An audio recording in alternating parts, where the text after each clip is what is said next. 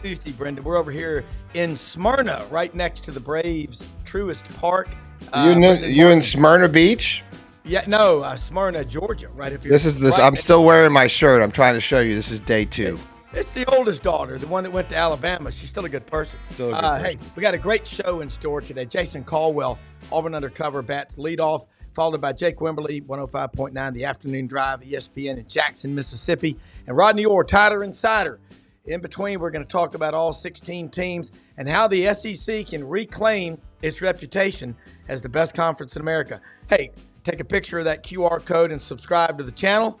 Get pen and paper handy because class is in session. Let's bring in Jason Caldwell, the mayor of Sylacauga, Alabama, the marble capital of the world.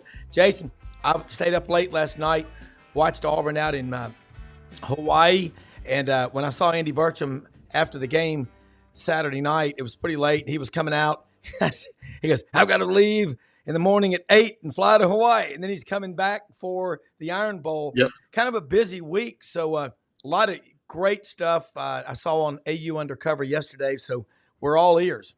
Yeah, no, it's a quick turnaround for those guys. I think they actually flew out at 6 o'clock Sunday morning, and it was about 14 hours, I think, to get to Maui by the time you do that. And then, you turn around and play a thriller last night, and then have a 10 o'clock local times. 10 o'clock Central Time start tonight for Auburn, North Carolina. North Carolina kind of did the same thing Auburn did. They came back from 18 down in the second half against Dayton, knocked off Anthony Grant's team last night. So if you're Auburn, you get Iowa State first. Now you get number 12 North Carolina in game number 2. And so, yeah, it's just another opportunity for them from a basketball standpoint. Obviously, it's crazy that we're talking about basketball the week of the Iron Bowl, and Auburn finally getting kind of one of those wins that they've been kind of waiting for on the football side of things to kind of have that moment where you make a few plays down the stretch and find a way to get a win. So like I said, a whole lot going on, and hey, we're just 8 days away from signing day 2. When you start talking about how this thing's changing, it's signing day. There's no in-home visits, no more official visits unless you host a game this weekend. All those things are done, and so it's a crazy time to say the least. Jason, I was at that game Saturday in Auburn, and you just kept saying Auburn will find a way to win, and the Jordan-Hare voodoo magic came back. What were your takeaways? Special teams, I'll start with them. Yeah, obviously, Oscar Chapman had the worst night of his career with a couple of really bad punts, but Ian Vachon makes a couple of plays, a couple of big kicks there to get the job done in the kicking game, and I thought a couple of clutch kicks. So that was really big for them. A team that just unfortunate that you've had situation and still hoping and praying for the best for Alex McPherson. He's still dealing with those issues, and Towns Magoo, I think, is going to be a really, really good kicker. But he's done what a lot of freshmen do, which is struggle in the moment. I think he'll be good down the stretch. But it's a team that if you made a couple of short field goals this year, you're probably one win, maybe 2 wins different just in that alone. But Ian Vachon made a couple of big kicks for them on Saturday night, and that was huge. Well, and you look at what's going on in the SEC, bowl eligibility, you get those extra 20 days of practice. The coaches love that. Recruiting is 8 days away. Lots of chatter about flips here and there. What are your concrete thoughts? Yeah, if you look at it, and this is in this world, we saw it last week with Bryce Underwood, and basically, that all the craziness that happened there with the ability to give guys contracts and the NIL stuff and all those things. Honestly, I almost say never. It's always a battle to the finish, and it always has been in football, where you get a guy committed. He might have been committed for a long time, but you still got to get him through signing day because other people are coming after him. Well, now it's worse than ever because they can come after him and say, look, we just lost out on our top guy. We've got an extra $400,000. We're going to give it to you. That could change somebody's mind. It could probably change my mind. I might even drive a Subaru. I'm kidding. So those are things that these guys have to deal with right now. And so, I feel good about this class. These guys have been back on campus, and most of them were there Saturday night on the field after the game, enjoying that environment. and still seeing I mean, it's been a climb. I mean, this team's 5-6. But this is a better football team than they were a year ago. I don't have any doubts about that in my mind. Some bad luck along the way, some turnover issues really cost them early in the season. But I think it's a much better football team than Auburn was at the end of the year last year. And I think these guys see it. And whether or not they get to 6 and win on Saturday, I think they've shown them that this is something that you can build on heading into next year. Jason, you look at the SEC and, some programs are rising, and then you've had Auburn and Florida kind of over on the side for the last few years. Both look like they're coming back. Don't you think that will change a lot about the SEC as well as Auburn's recruiting, and you're starting to see some flips? I mean, look at the activity in Gainesville. Yeah. I don't know of another two programs that are having that much momentum considering where they've been the last 3 years. Yeah, I think you look at them and then you look at South Carolina and sticking with a guy and going, look, we see you're recruiting and you're recruiting on the line of scrimmage. Yeah. And we believe it's going to pay off, and it's starting to pay off at South Carolina, starting to pay off at Florida a little bit more. And I think even this year, like I said, it's in just 19, 20 months, it's paying off at Auburn. Now, like I said, it's been a little slower because you had the death penalty to overcome. It wasn't an actual death penalty, but you had the Brian Harsin death penalty to overcome. And so because of that, you've had to rebuild. We talked to Luke Deal this week, and I went, how crazy is it that there's only 4 or 5 of y'all left? There are not many guys. When you start talking about guys who were recruited by the previous staff, there's not a whole lot of those guys still here. To do it in a short term and to flip it, like I said, it hasn't worked out as well, wins and losses. But you look at, you got 2 choices. You can go Tennessee for the last 20 years and go, well, that didn't work in 2 years. We're going to make a change. Or you can go, hey, we now think, and here's the thing, they had to get rid of Brian Harsin because it wasn't the right guy. But if you feel like you got the right guy and you're recruiting players, then you go, okay, let's see, because there's nothing more important than getting players. That is the most important thing you can do, and this staff's doing it. And you look at Naeem Alford that's still out there, and some of these guys, Darian Smith that visited last weekend. You have potential to get a couple more of these guys. You do that and put together a top 5 recruiting class in the country with the guys that are playing right now for this team, and you're going to go get a portal quarterback. I think everybody knows that. Then you all of a sudden start looking at going, it's still going to be a young roster, but, man, it's a whole lot more talented than it has been in the last few years. Yeah, and you look at the quarterback room for Auburn. Walker White, it looks like he's the backup now. Deuce Knight is committed to Auburn. I saw him after the game. He looked like he was having a lot of fun. But I'll tell you, a guy that you talked about from the peach capital of Alabama last year, DeMarcus Riddick, all right, he's a special player. How tall is he? 6'2", 6'3"? Yeah, he's probably 6'2", but he's long. He's a long guy, long arms. He's one of those guys that has long levers. Yeah, but he's probably 6'2" or so. He'll be a guy that probably plays at 6'2", 225, and runs a 4.5. I mean, that's what he's going to be. He's a special guy, and a guy that's just, I think, getting better every time he steps on the field. And you look at those guys. I mean, Caleb Harris is a guy that has played as an important a role as any of these freshmen have on this team, and he's been back there at safety. And heck, to me, he is a no-doubter freshman All-American. If there's anybody that doesn't put him on the list, they just haven't been watching football. And so Cam Coleman's coming on, Malcolm Simmons. I mean, these young, talented guys have had to play, and they've grown up a whole lot over the course of the season. All right, a couple of more things before we let you go. I know you got a busy day, and it's Thanksgiving coming up, and really appreciate you joining us. Iron Bowl Saturday.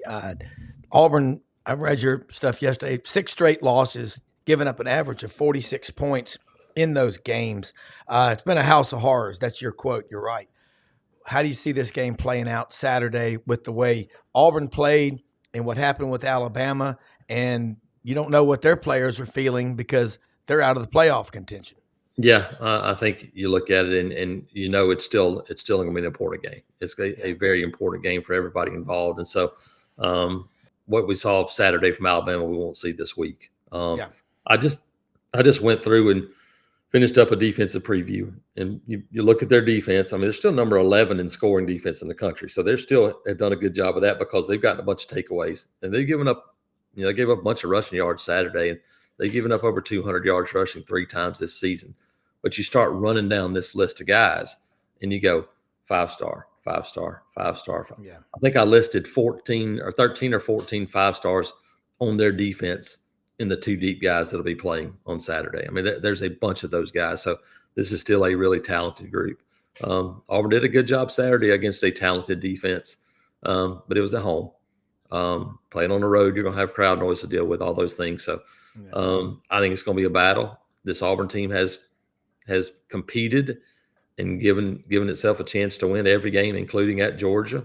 I think they'll do the same on Saturday. If you don't go up there and turn it over, then you're going to go into the fourth quarter with a chance to go out there and pull off the upset.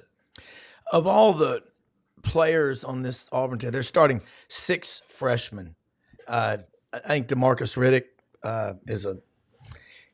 maybe he's a couple inches shorter than Carlos Dansby, as you said last week, but he's special. Jason, look, let people know how they can follow you. We were a little bit behind this morning, and I know Jake's got a heart out, but you're putting out so much great content. And here's one from Shoney down in Valdosta, budgets for players. I mean, I don't even know if they have that yet, but maybe that's an idea for a story. But let them know how they can follow you, and we'll do it again next week. Yeah, the thing about that is no school is going to tell you what their budget is for players. It's just a question. They don't want the other school to know that. That's right. Ohio State, and you go, hey, we got $20 million. Whatever. Yeah, we're running low. Yeah, but you look at it, tons of stuff going on. Basketball tonight, 10 o'clock, North Carolina. Obviously, previews heading into the Iron Bowl on Saturday. In Alabama, semifinals, high school. So we'll have a chance to go watch Antonio Coleman, defensive line commitment on Friday night. They play at Pike Road. So have a chance to go see him play on Friday night. That Saraland Pike Road game should be a fun one. So have recruiting, obviously heading towards signing day as well. So you can follow all that, auburnundercover.com, YouTube page. Go sign up there. It's free and tons of content there as well. So do that. Follow me on Twitter at ITAT Jason. Love what y'all are doing on the live stuff. It's great stuff. Again, happy Thanksgiving. See you next week. You too. Thank you. All right, let's go down to the bold new city down in along the Pearl River. ESPN 105.9, the afternoon drives. Jake Wimberly. Jake, man, what a week we got. It's hate week. It's rivalry week. It's crazy week. Let's get your thoughts real quick on what's going on in the state of Mississippi, starting with Ole Miss and then Mississippi State as they get ready for the Egg Bowl Friday. It's not Saturday or Thursday. They moved it to Friday. Kind of a weird day. Yeah, good morning. Happy Thanksgiving week, everybody. It's pretty cut and dry here in the state of Mississippi. You got 2 things football-wise going on. You got licking of wounds in Oxford, a lot of reflection on what happened, why. With the way that game ended against Florida, Jackson Dart, hated to see him in this whole thing really kind of in that way. I mean, just the last 2 drives, I don't know what happened, where he was throwing the ball. I mean, it was just a very, very weird turn of events. So you got that going on. Then you got Mississippi State, which I think has kind of turned the page into, hey, let's have fun this weekend. This is it. And then let's, already on the recruiting trail, making sure to lock up guys for signing day coming up here in a couple of weeks, kind of, reorganizing things and getting ready for next year. And then for Ole Miss, it's, hey, what's going to happen after this? How many of these guys are going to stick around? They're going to graduate some guys are going to leave, and can they reshuffle and redeck this thing for next year?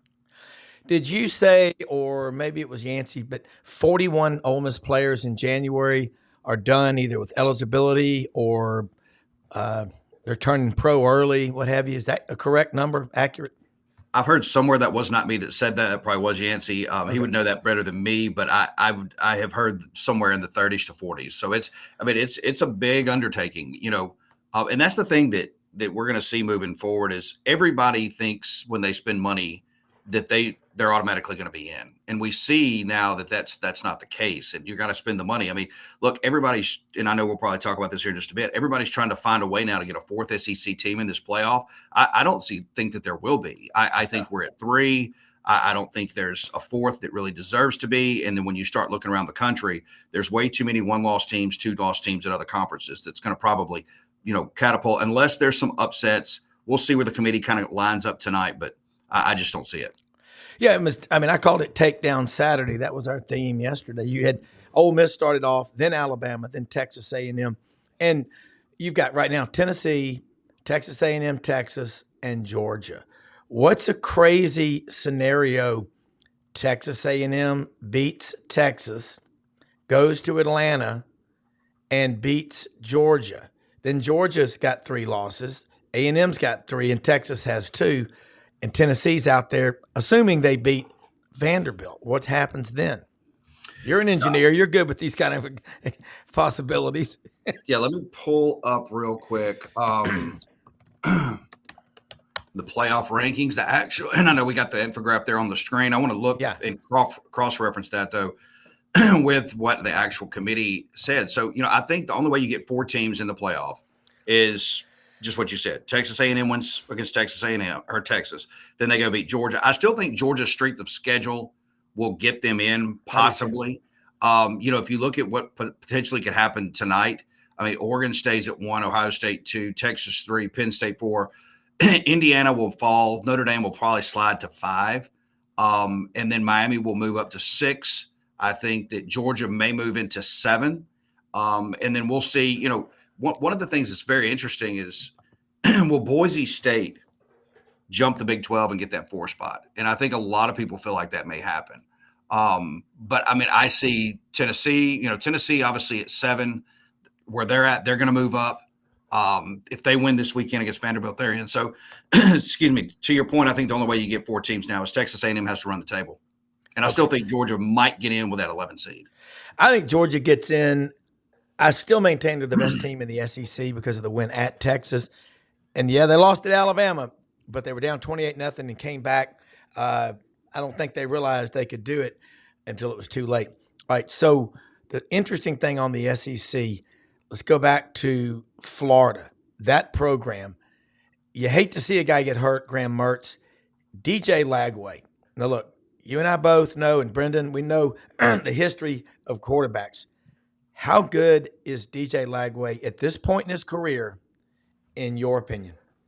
I think he's very good. I think you could go back and look at, some guys, definitely different styles. Bryce Young at Alabama. You could go look at, a different quarterback. Maybe let's just say if we're talking about, apples for apples, Jackson Dart when he was young, in his first year at Ole Miss.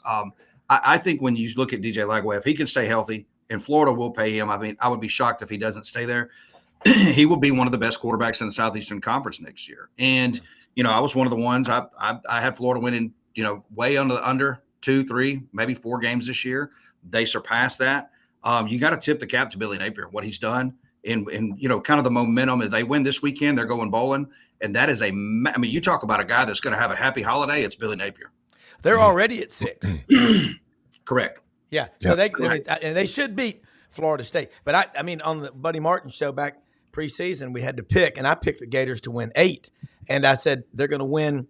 Of those last 5 games, you got logo fever. So let's look at another one. South Carolina, Clemson. That's as they say down in South Alabama in the Wiregrass, that's a big one.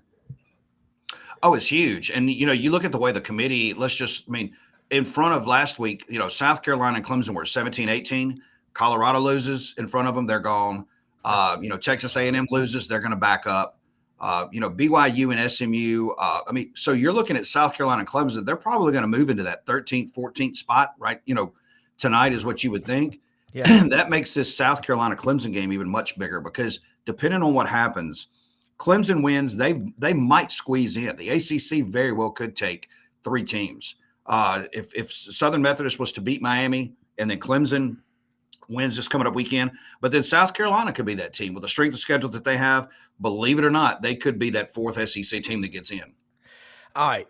How compelling, how much drama is this for TV? I think it's a lot. It's great.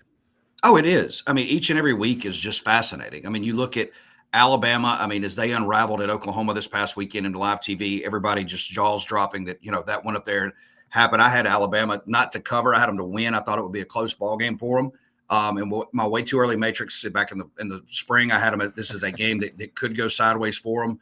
I didn't think it'd go that sideways. Excuse me, sideways for them.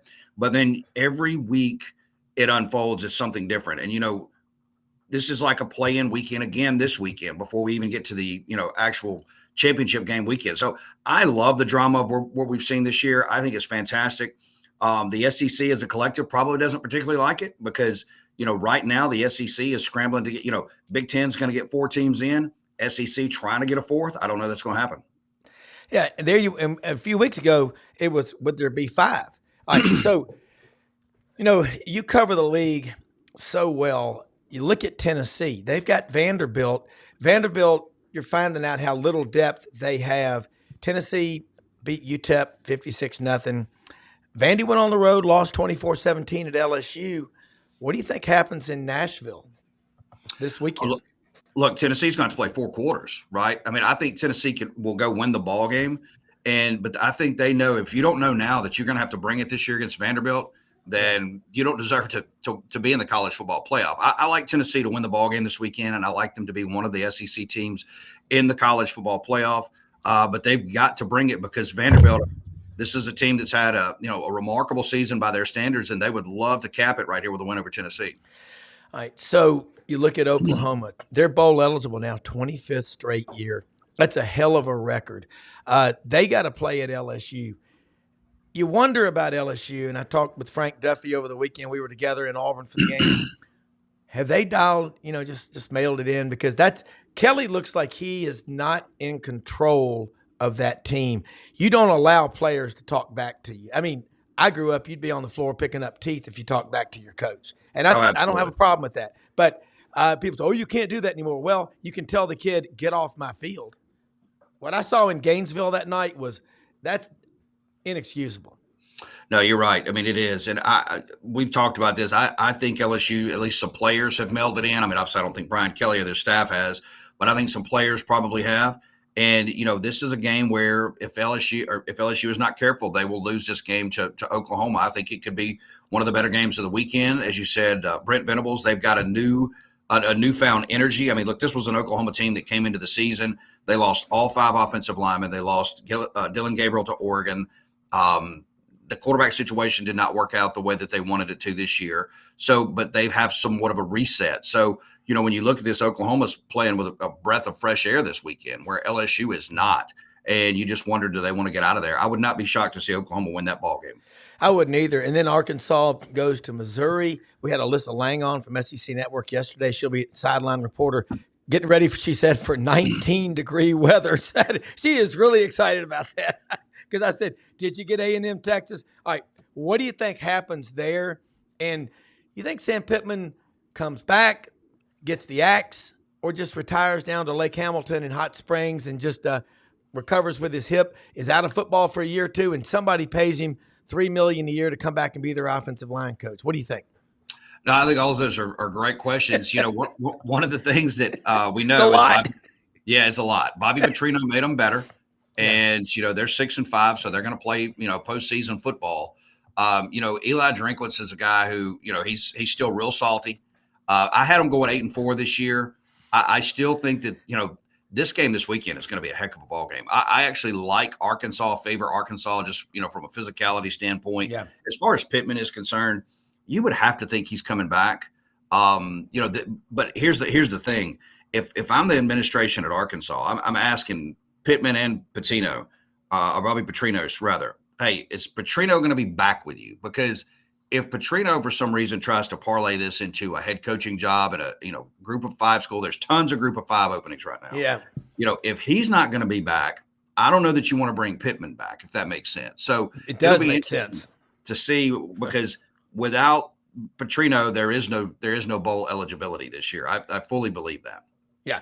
And you have to think about the portal at every school.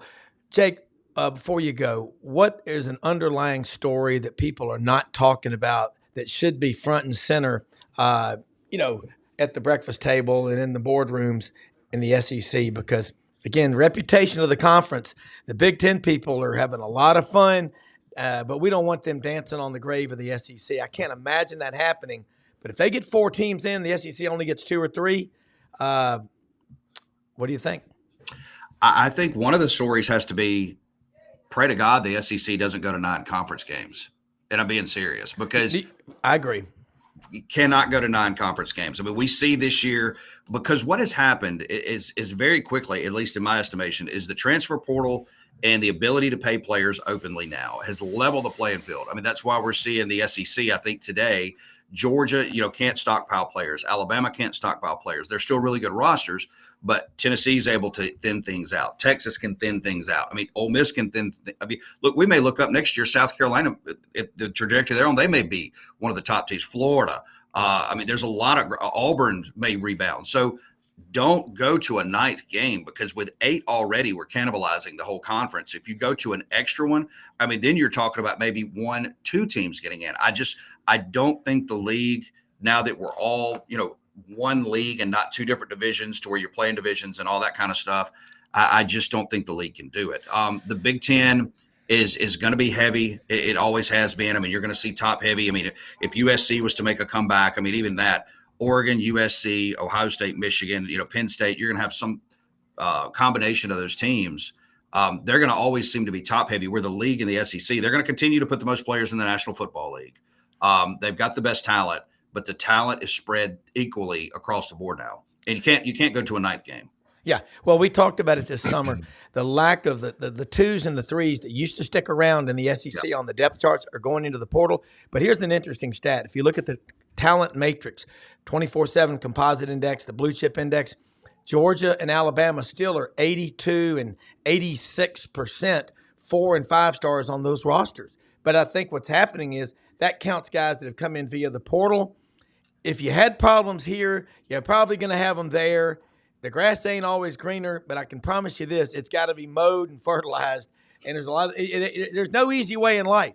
All right, Jake, again, tell them how they can follow you, and have a happy Thanksgiving. And let's do it again next week. As always, love having you on here. Appreciate it. Love being with you guys as always. Just on X at Jake Wim, JAKEWIM. And of course, you can find us on the zone1059.com. A lot of great stuff coming up this weekend, of course, with Mississippi State and the Egg Bowl. Also NFL coverage and a lot of high schools. We roll into the state championships here in Mississippi. Happy Thanksgiving to you guys. Happy Thanksgiving. Yep. Brendan, cook a turkey. Do something for yourself. You should. I know. I'm not going to studio. I got an oven right here. He lives right there. I'm going to FedEx him. No, I go, Jake. I'm wearing the same shirt I wore on Saturday to the Florida game. Just so you know, I'm not taking it off until they lose. I'm wearing it every day. It's getting a little ripe. That's all right. I'm going old school with it. So we got to do some sort of like over and under of how many days that the shirt can actually maintain. I'm single. So, we got to put that in as a variable, part of the factor. It is Florida short sleeve, so we're good there. So I could probably endure with the jacket. So I'm going to see if maybe I can make it the rest of the year. I don't know. We got to start taking some prop bets here, Jake. So maybe we can. I like it. All right, guys. All right. See you next week. Thanks, Jake. Thank you, man. Yeah. All right. We'll be joined in just a second by Rodney Orr, Tighter Insider. Brendan, I see all these possibilities of the SEC. A few weeks ago, 5. Could we do 6? Now we're, as a conference, hoping to get 3. It's crazy. All right, let me say something about our sponsors. We're so blessed to have sponsors like Winter Timber Outdoors in Athens, Alabama. Rete Masimara, GPS BOGO, buy one, get one free Black Friday special.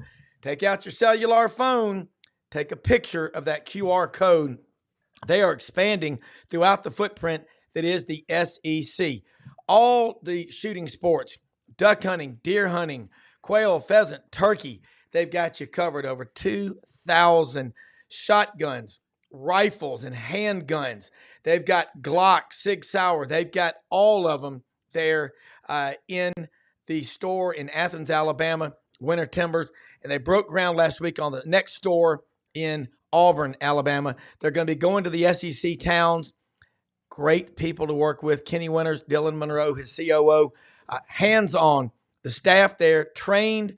They know what you need. They'll get you in the right stuff. And they've got great gear. Sitka. I love these Dixie Decoy. Great looking gear. They've got your decoys, deer stands, all the food for food plots. They've got you covered. And again, open every day of the week, Winter Timber Outdoors. And also want to say thank you to another great sponsor we have, LandersFordMemphis.com. Landers Ford is the #1 Ford dealership in the Mid-South. All right, open Monday through Saturday, 7 a.m. to 7 p.m. Service department, 7 a.m. to 6 p.m. Sales, 8 to 7. Open every day of the week, off on Sundays, okay? But let me tell you about Landers. They are invested in the Mid-South. There are 6 stadiums with the Landers logo on there. Houston High School, Collierville High School. They're also the presenting sponsor of the Touchdown Club of Memphis. They're putting a little sweetener in the pot there, $500 off for SEC Sidelines audience. That is the #1 Ford dealership in the South, in the Mid-South. In Memphis, it's LandersFordMemphis.com. Call out there and ask for Brad Bellamy. You see him on Fridays. He is a college football junkie, loves the Memphis Tigers and the Alabama Crimson Tide. They're great folks to work with. They've been doing it a long time. I love the F-150s, the Lariats, the King Ranch. Hey, when you drive one of those Broncos, how can you say no? I want so a Bronco. Easy to say yes. Got to work that out. They are. You got to come see them. The Sasquatch package is a great. You know how good I'd look in this hat. Yeah, you would. And that's a Hewlett and Dunn hat. So, but Landers Ford, I'm going to tell you what their motto is. If you didn't buy your last vehicle from Landers, you probably paid too much. And you know what? It's Thanksgiving, Brendan, coming up. There's going to be a lot of discussions at the food table Wednesday night, Thursday afternoon, Thursday night. A lot of football going on. Holy cow. You got these mixed families with Tennessee and Florida and Georgia fans and Ole Miss and Arkansas, Texas and Texas A&M people. But that's what we love. And you need you a great hat. You need great looking boots. Get yourself out to Hewlett and Dunn Boot and Clothing Company on the historic square in Collierville, Tennessee. Great people to work with. Charles Hall and his wife, Laura, they're just some of the best people. Like Brad said, they invest in the community for education, for the well-being of Collierville and the Mid-South. They're great. And we've got listeners and viewers all over the place, but they've got great gear. Duckheads, STS, Schaefer, Pendleton, Filson, Barber. Look, when you go in there, that selection of boots they have, and he shops there too. Recognize that guy? Well, howdy, Pilgrim. Anderson Bean boots. Great looking boots. They've got them made out of ostrich, rattlesnake. You've got boots made out of wild boar. I got a pair of greater kudu boots. Fantastic selection. Now, Thanksgiving weekend, which is coming up, they'll start opening on Sundays, 12 noon until 5 p.m. Open Monday through Sunday, 10 a.m. to 6 p.m. And again, Sundays, 12 to 5, starting with Thanksgiving weekend through Christmas. Great people to work with. Check out the website, hewlettanddunn.com. Get on there. Tell them wow, I saw this on SEC Sideline Sports Network, and they will be glad to help walk you through. But nothing beats a personal visit. And you know what? Anytime you're in the Memphis, Collierville area, get out there and check out the great inventory. Brendan, before Rodney comes on, the Gators. I was on the Buddy Martin show last night with your dad and Fran's Beard, and thinking about Fran's. He lost his stepdad, who was his dad, and they're having the graveside services today. As he said, a celebration of life. And Fran's was on the show last night and had a writer. He was from the Ocala paper. Brendan, tell me his name. He was really good. Yes, Carlton Reese. That was fun. Talked about Carlton Reese is Carlton Reese is a super professional. Professional journalist. He's been at it his entire life, and Buddy and him have known each other for a while. He writes for Gatorbait magazine, does some incredible teacher to really educate. Just I think he's up us him around. He does stuff. Yeah, and talked about the flips. Florida went from being almost 50th in the country in recruiting to I think they're 18th or 19th right now. All right, let's head to a place where everybody's happy, nobody's frustrated. It is a panacea of all things good in the world. Tuscaloosa, Alabama. Rodney Orr, Tighter Insider. It's only $48 a year. He's also a great author. That book, Bigger Than Bama, it puts things in perspective about life and faith and perseverance from one of the good guys, a genuinely really good man, father and grandfather, Rodney Orr. Take a picture of that QR code. What a gift to give, especially for Christmas coming up. It is something that you need to have on your bookshelf, but you need to have it in your hand with you reading it. Rodney, I talked to our mutual friend who lives over in the backwoods of Arkansas on the Little Red River yesterday. Had a great discussion. He called me, and when he and I get on the phone, it can be two or 3 hours. Oh Lord, I know. We're both ADHD and OCD, so I'll just leave it at that. I bet you guys were talking over each other half the time. No, we're very good. We pot it down when he made some great points yesterday. Alabama, as Franz Beard said to you on the show a couple of weeks ago, is always only arm's length away from a championship. But when you and I were talking last week, and I talked with Gary Harris Thursday, two proud programs, two of the 6 winningest programs in the history of college football, got together the other night in Norman. Where did it go wrong? And have you seen this happen, similar case play out earlier this season, like maybe in Knoxville? Mm-hmm. Well, I mean, obviously, it was as poorly a prepared football team as I think I've seen. Maybe they weren't poorly prepared. Maybe they just responded poorly to the preparation. So I don't know which one it really was, to be honest with you. Yeah,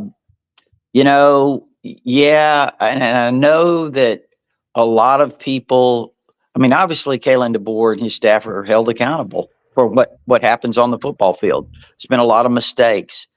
I do think this, though. I do believe, and this is not pointing it at Nick Saban, this is pointing it at kind of the way things have changed in college football. It's difficult to manage a program now with structure and discipline. And that's what Nick Saban's program was obviously built on for all those years. And I think he was frustrated with some of the changes and how they lost control as coaches in terms of managing their program, managing the players in a way that was with discipline and structure.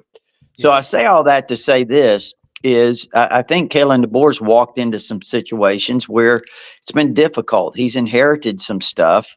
Again, we see it around college football. Kirby Smart's the best coach in college football. He's having difficulties managing things. We've seen the inconsistencies at Georgia this year that we haven't seen since Kirby's first year, honestly.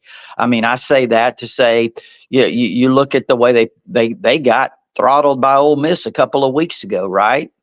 And now Georgia's going to be in the SEC championship game, and Ole Miss, they were on top of the world, and now look what happened to them last Saturday against Florida. Yep. Florida, you got to give them credit.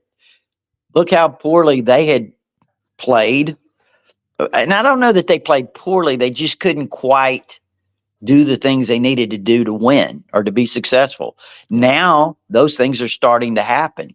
So, I mean, we've seen so much ebb and flow among all these teams, I think, this year. And I think that's probably the direction it's all headed. So DeBoer right now, he's got to look at Auburn. Yeah. Look at how many games they lost throughout the early part of the season that they probably should have won. Now this last game was their best performance of the season against Texas A&M. It's a big win for them. So anyway, I just say all that to say all of these teams have experienced kind of what Alabama's experiencing. Well, and Brendan and I can get a chance, and the Buddy Martin show's on this channel at 9 p.m. Eastern, Monday through Thursday. And God dang, Buddy and friends, and I'll be on tonight with Lauren Meadows and the team, and Ben Troop, just David Whitley, just so many great writers and minds. It's a 12-chapter book, and you just referenced and made a point. You can't, after the third or fourth game, throw in the towel. You got to hang in there. And I'm looking at Alabama. Jalen Milroe can come back next year. I'm going to go ahead and say right now, and I know this is a strong statement, Jalen Milroe needs a fresh start, whether that's in the NFL or whatever he decides to do. And I think Alabama, I know this is premature to make this comment, but, I mean, that's just my feeling on it. It's a pretty strong opinion. And you know what? Sometimes you got to express strong opinions, whether they're popular or not. Well, you've been right on this. And talking to our friend yesterday made a good point. Let's look at what DeBoer did at Washington. He had some big-time receivers.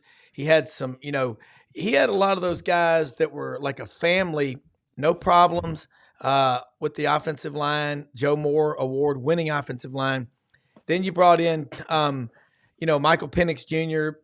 It was just a perfect setup for him to succeed.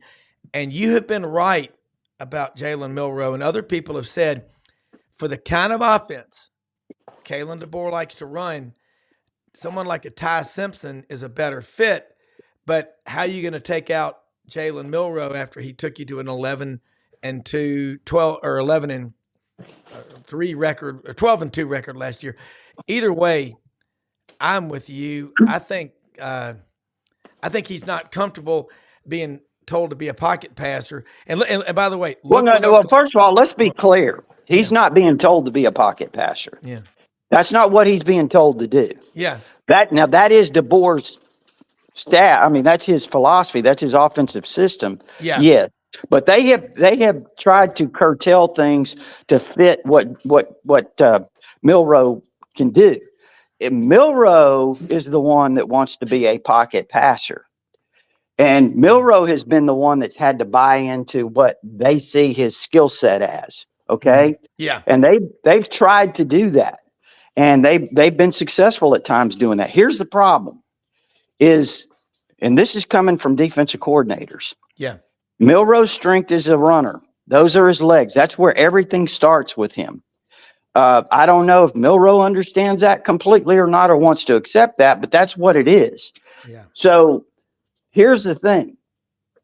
What defense coordinators want to do is they want to turn him into a passer. They want to make him have to pass to beat you. So you saw what Venables did the other day. Yeah. He shut down Milroe's legs. That's first and foremost. Now, with that said, in fairness to Milroe, he did make some throws early in that game that his tight end dropped a couple. Jeremy Bernard missed one, got it caught in the lights. There was some things that went against Milroe. So that's not totally pinning it on Milroe. There was some things that he made a throw to Ryan Williams that, Ryan just touched that line. That would have been a touchdown. Yeah. And then he had a poor call by the officiating there at the end when he threw the touchdown pass to Ryan Williams. So he did some good things. Ryan Williams, Rodney, can you expand on that play? Because I was in Jordan-Hare. I had the Alabama game on the Tide 100.9 app in my ear, and Kalen DeBoer almost exploded. He was so angry. He was right. I mean, it was a bad call. I mean, it happened. No one ever calls that. There were some little things that could have changed the game. But here's the thing, and I get that. It was a bad call and everything, and you don't know what might have happened after that. But that doesn't excuse. I mean, Alabama, the overall performance was about like the score turned out. It was, and it could have been worse actually. Yeah. So it was just a bad performance. We can make excuses or whatever, but really it doesn't. That play probably was insignificant from the standpoint of just evaluating the overall performance. Well, Rodney, Good to talk to you, Rodney, and happy Thanksgiving to you, by the way. Happy Thanksgiving to you. Yeah. I was thinking about you on Saturday during the Florida game. Talk about culture. You and I have had a lot of discussion about that. Culture, SEC coaches coming in, obviously you following the DeBoer situation as closely as you have. Talk about how it's like, Billy Napier came in and sort of a la cleaned house or whatever. And then you've got this I got to get my guys in there. And now we've got like a DJ Lagway in there, which is just such an athlete, right? Yeah. He's we talk about Graham Mertz prior to that. He, what a great quarterback, ushered him through, but he wasn't the right fit for Billy's, style and offense. Is that sort of what you're saying is happening in Alabama in a sense with DeBoer and needing and guys need to have the right fit at the right position? Yeah. For their offense, for their system. I've been through a lot of these transitions, and coaches have to have, their kind of guys, whatever positions they are. I think when you look at DeBoer, he uses a totally different kind of offensive lineman than what Eric Wolford was recruiting here, right? Give you an example. And I don't want to name the kid, but there's an offensive lineman right now at Alabama, for example, and he was weighing, like, when he got here, 320. Okay, and Wolford tells him, and Wolford was Nick Saban's offensive line coach, for people who don't know. All right, so Wolford tells him, hey, we need you to get up to 345 or 350. That's what we want, right? We want power guys. We want guys that are going to line up, just go straight ahead, whatever. All right, so this staff gets here, and they tell him, no. We want you about 315. Now, think about the difference in that. It's a different style. It takes time to get these different things that you need for your system in place, working together, flowing cohesively. That's just one example. Milroe's another example. He's not their style of quarterback. Now, again, does that mean that they can't help him be effective? Do things that highlight his skills? Obviously they can, but he is limited. He's limited in what he can do, and certainly limited in what he can do in their offense. So my understanding is, and DeBoer even made this statement, he said half of our offense isn't even the playbook right now. Yeah. Think about that. Yes. That's a hell of a statement. That. Yeah. He didn't say that. He didn't say that last week. He said it a long time ago. Yep. He said it at the beginning of the season before all these things took place. He said, I would say only half of our playbook is in place. So that tells you a little bit about how limited they are. Now, here's the thing. I'm not making excuses for DeBoer. Here's what I am saying. Sometimes it takes time. So we might know a year or two from now, what is DeBoer? Is he the right fit here? I mean, I'm not saying he is or he isn't. We just don't know. I mean, only time tells you that. Yeah. Rodney, along the line of questions that Brendan just gave to you, I'll throw another one. You look at Jaden Roberts. That's a kid out of Houston. When he came in the lineup last year, Alabama got a lot better. And then Caden Proctor was there. He went back to Iowa, and then he came back. There's a lot of talent on the offensive line, but you're right. I don't think people have a clue, unless they really know football, how big a deal that is. Hey, drop 25 or 30 pounds, and we're going to completely flip what you do. And well, that's like Desmond Watson for Florida. Same situation. He was, I don't know what his total amount was. He was a pork chop and a half, I'll tell you that, before he started. And one of Billy's rallying cries of the last couple of years was how well Desmond, changed his entire body and got better and healthier and faster and stronger. So I know those stories are, you see that stuff, and you see the coaches early on looking for the little wins here and there. Sometimes they still do care. You still have they still want to make these young men better. But I don't know. I was just wondering, Rodney, a lot, like the pressure this year is intense for the players think is much for the coach. Would you agree with that? This year just seems like there's a lot of pressure on everyone. Everyone's just seemingly there's a mental exhaustion that's even me covering this year. It seems exhausting. Do you feel that? Well, tell me a little bit more about what you mean. I mean, just the fatigue of this particular year with college football, the players getting paid. We've got new stresses and new things that they've done, new avenues that we're doing. Here's what I think it is. I think the players are distracted, and I think the coaches are spread too thin. I mean, they've got so much to manage here with all of this. I mean, it's just like DeBoer said yesterday. I mean, here they are. They're trying to prepare for Auburn. They're trying to prepare for the biggest, game of the year right now in terms of their arch rival. And, they're having to spend all this time trying to manage the roster. They can't even really prepare these guys without worried about who's going to be there next year. So, and then you've got players who are already getting offers from, listen, I'm telling you, you guys know this. Yeah. There's all players who are already got offers from other schools on the table, period. Yeah. Yes. I know one player that has an offer. It probably has more than one offer. Okay. And so I'm just saying, how is that not a distraction to have to manage all this stuff? Then you got the early signing period coming up next week. You got the portal opening up. You got teams trying to prepare their players for playoffs. How do you manage all that stuff?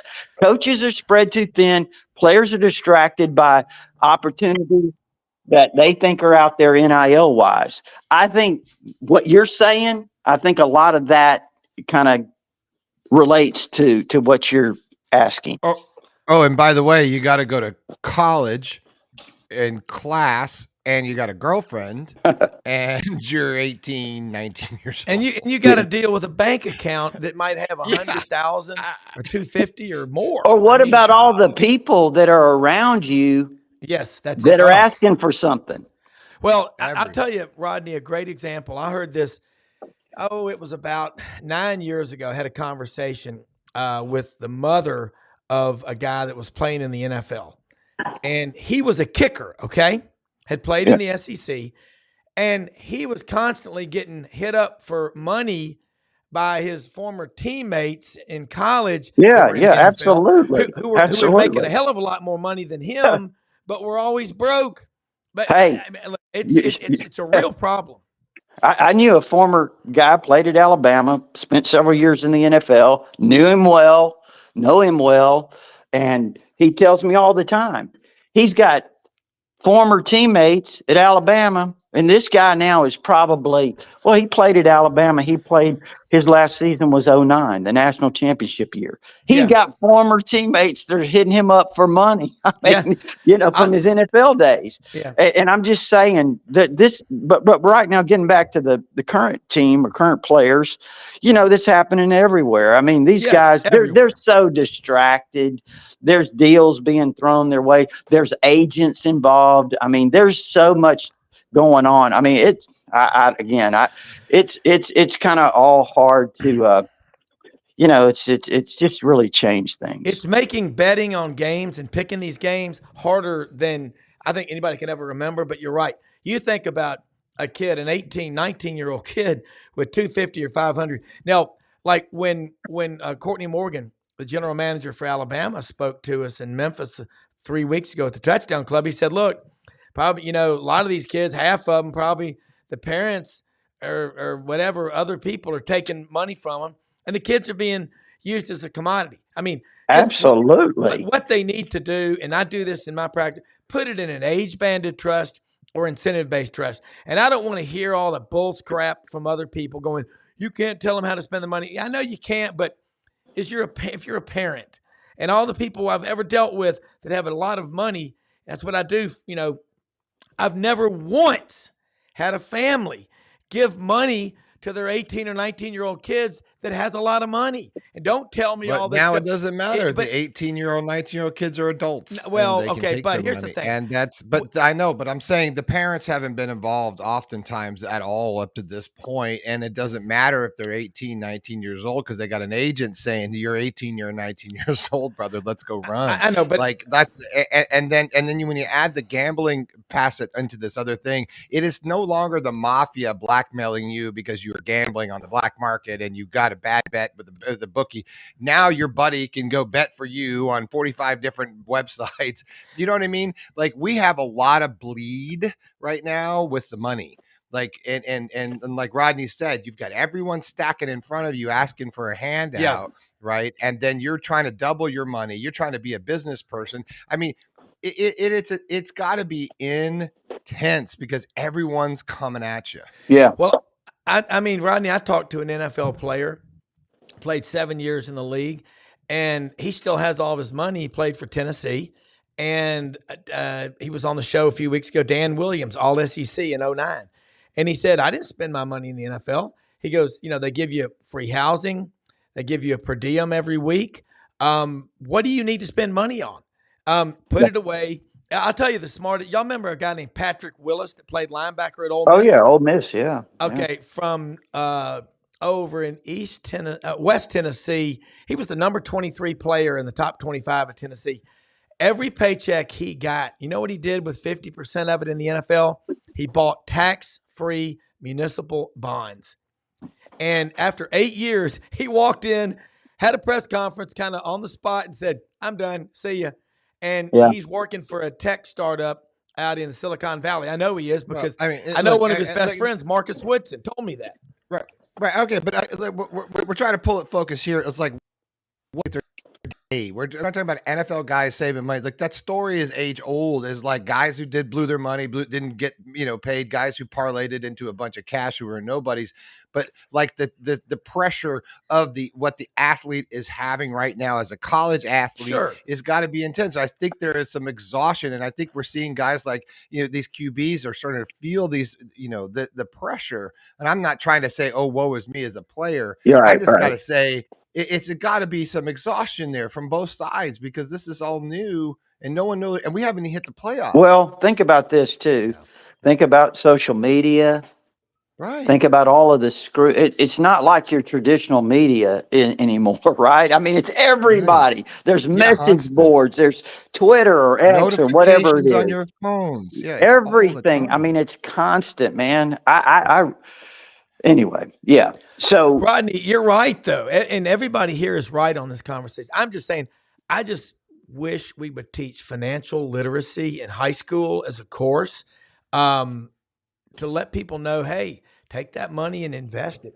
Rodney, got the Iron Bowl coming up Saturday. You're right. It's the distraction bowl.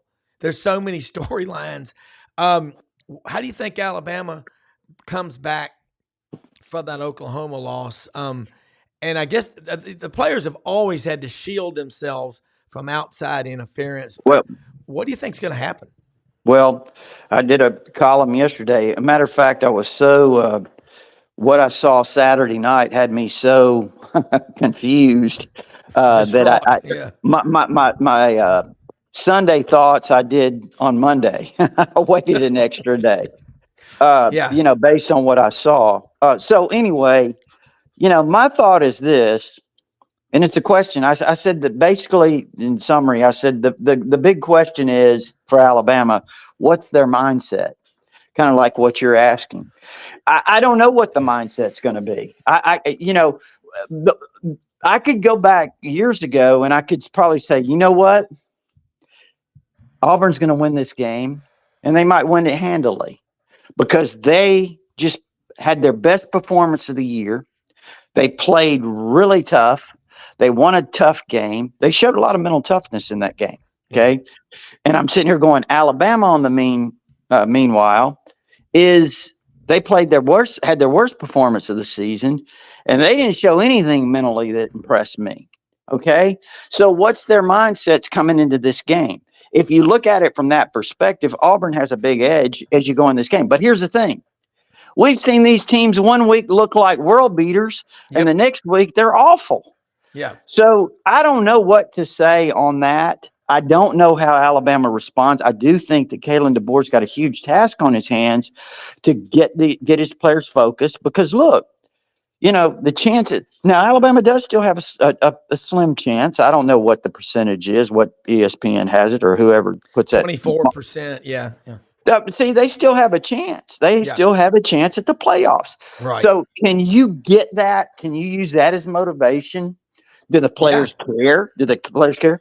It's going to be real interesting. It's going to be real interesting, because I can tell you this, and I know you're an Auburn guy, Rob. It has nothing to do with that. Auburn is really confident right now. Okay, they're really confident. Their fans are extremely confident that I pick up, and they should be, based on what we saw the last week. Right? They should be really confident about their chances in this game. So, we'll see. But I will say this. And you look at it and people say, well, what if Alabama loses? How are people going to respond to DeBoer? I say this. How are Auburn people that are now confident, and rightfully so, how are they going to respond if Hugh Freeze loses this game when he's really going in with psychological edge, in my opinion? So they're coming off their best performance of the year. Yeah. Well, Rodney, I mean, you make so many great points there. We're going to wrap it up. My rule is, if you're still talking on Wednesday or Thursday about the previous weekend's game, you're in trouble. Okay. Either way. Yeah. Either way. Yeah, exactly. Yeah. Because you don't want to get beat 2 weeks in a row because you lost the week before, and you're making great points, and you don't know. And Brendan did too. It's almost like we need the late Bob Newhart, RIP, on here with us, because it's like, what are they thinking about? The focus of these guys needs to be on the upcoming game. And I know the money is a crazy elixir, and it's causing a lot of, you got to wonder. Here's what you have to wonder. And I see it in the NBA when I go to a Grizzlies game and I sit a couple of rows behind the Grizzlies bench sometimes. Guys losing a game, but he's making $12, $15 million a year. I mean, how upset are you going to be? It's not like you can't pay your bills. So it used to be the love of the laundry. That was the key. So look, Rodney Orr, Tighter Insider, folks, is only $48 a year. Happy Thanksgiving, Rodney. Love having you on here. You made a lot of great points. And, Happy Thanksgiving, Rodney. Happy Thanksgiving, guys. and we'll be talking about it next week. Same bat time on the same bat channel, man. Thanks, everybody. We live in the greatest country in the history of the world. Go out and help other people with the expectation of getting nothing in return.